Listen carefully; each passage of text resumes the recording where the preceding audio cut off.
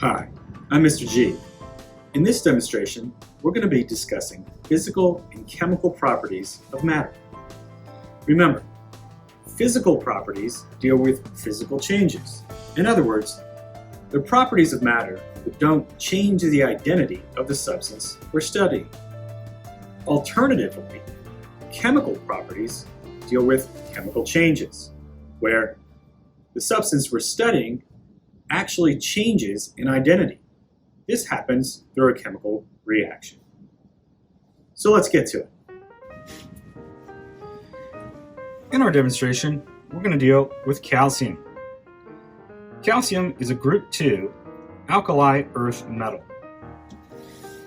Let's take a look at calcium up close.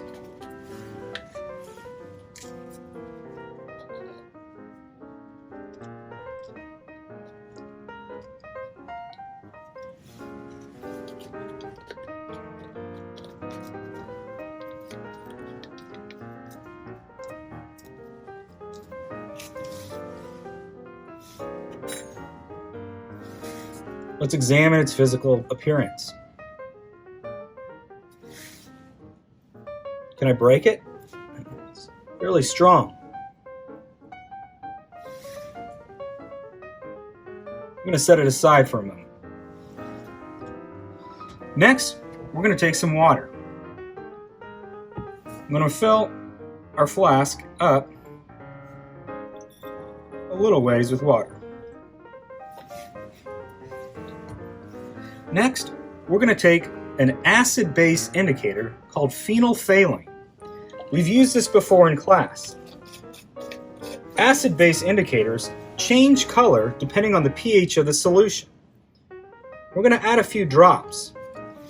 What we need to know about phenolphthalein is that it stays clear when the solution is acidic, and it turns a nice pink color when the solution is basic.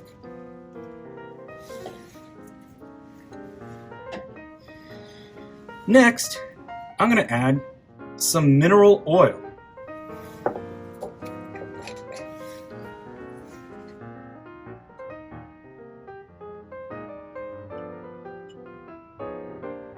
Just enough to cover the surface of the solution. What do you notice about the physical properties of water and the physical properties of mineral oil?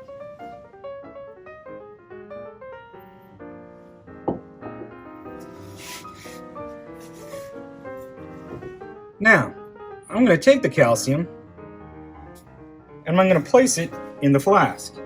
And at the same time, I'm going to take a test tube and cover the mouth of the flask.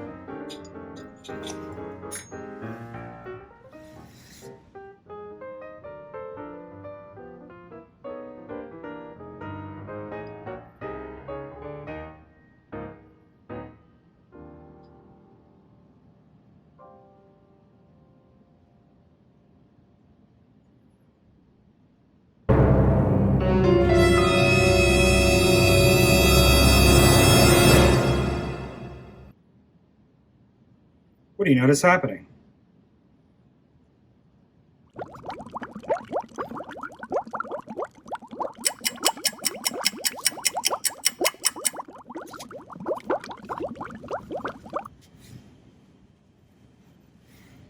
I'm now going to take some wooden splints and hold them up to the mouth as a test tube as I turn it over. What? Did you see that? Did you see that?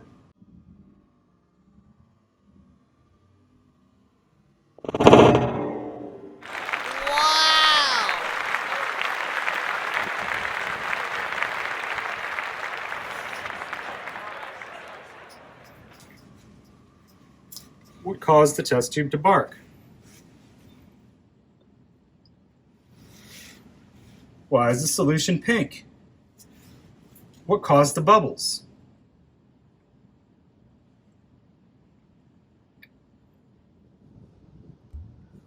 Let's explain what happened. We know that calcium is a group 2 metal.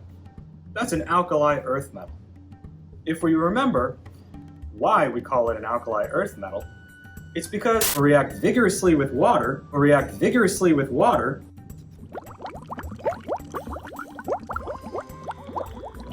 to form what we call an alkaline solution, or a basic solution. And we saw that happen just here. We put mineral oil on top of the water so that we could easily visualize the early bubbles forming. What happens is when calcium reacts with water is that it forms hydrogen gas. Those are the bubbles that form.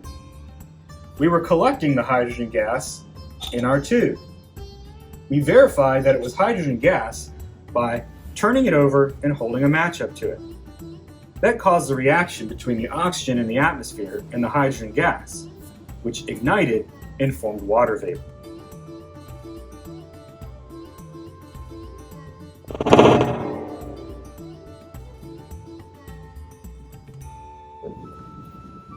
We verified that a basic solution was formed by using the acid-base indicator, phenolphthalein.